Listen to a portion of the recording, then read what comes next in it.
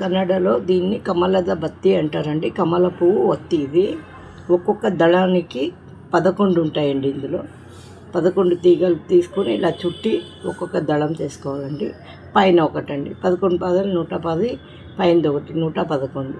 111 ఒత్తులు పెట్టినట్లండి. ఈ పువ్వు ఒత్తి నెయ్యిలో తడిపి దేవుని ముందు పెడితే 111 దీపాలు పెట్టినట్లండి. ఇది ఎలా చేయాలో నేను చూపిస్తాను. ఇలా తిప్పుతూనే ఈ పత్తి జాయింట్ ఉండాలండి. ఇది చూడండి, జాయింట్ ఉంటుందండి. ఇలా తిప్పుతూ పత్తిని లాక్కోవాలండి. పత్తిని ఇలా లాగేస్తే దారంలాగా వస్తుందండి. దాన్ని 11 దళాలుగా కట్ చేసుకోవాలండి. ఇలా చూడండి, ఇది కట్ చేసుకున్నామండి. మీకు చూపిస్తాను, కట్ చేసి చూపిస్తున్నానండి. 1, 2, 3, 4, 5,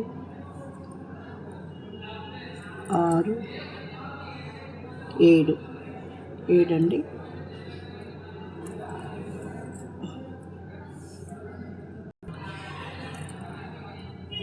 8, 9,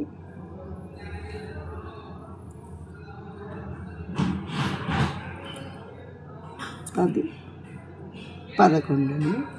ఇలా పత్తితోనే లాగి తీగలాగా చేసుకొని దారంలాగా పొడుగా చేసుకొని ఇలా కట్ చేసుకొని ఇలా ఒత్తులు చేసుకోవాలండి. ఇది 11 అండి.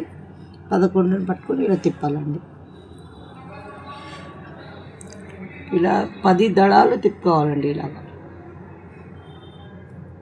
11 పాదాలు 110 అండి.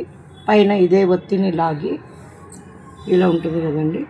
ఈ ఒత్తిని తీసుకొని ఇలా 10 ఉన్నాయి, చూపిస్తాను మీకు. 1, 2, 3, 4, 5, 6, 7, 8, 9, చిన్నది 10.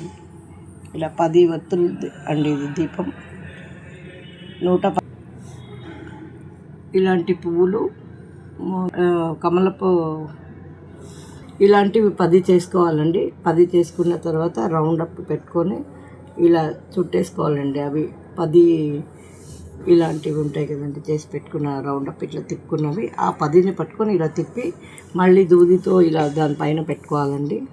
పెట్టి కొద్దిగా పాలు చెయ్యి అయినా కానీ నీళ్ళ చెయ్యి అయినా కానీ పెట్టి ఇలా తిప్పేసుకోవాలండి. పైన చూడండి ఇలా వస్తుందండి.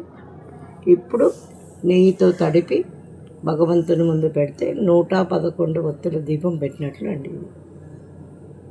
మీరు కూడా ఒకసారి ట్రై చేయండి. ఇలాంటి షాప్లో దొరికే దూదితో చేయకూడదండి. ఇలాంటి దూదితో పొలంలో పండిన పత్తినే తీసుకొని వచ్చి దాంట్లో గింజలు తీసి కసురు ఏమన్నా ఉన్నా కానీ తీయాలండి. కసురు ఉంటే దాని మీద చిన్న చిన్న నల్లవి ఉంటాయి పత్తి కాయలది, అది కూడా తీసి నీట్గా చేసుకొని ఇలా చేయాలండి. 1,00,000 ఒత్తి దానం ఇవ్వచ్చండి. ఇవి 100 చేసుకుంటే 1000 చేసుకుంటే 1,00,000 ఒత్తులు అయిపోతాయండి. దానం ఇవ్వచ్చండి. గుడికైనా కానీ దంపతులకు కానీ దంపతి దానం అంటారండి, దంపతి దీపాలు దానం అంటారు. దీన్ని 2 నెయ్యిలో తడిపి పూజారి గారికి దానం ఇవ్వచ్చండి.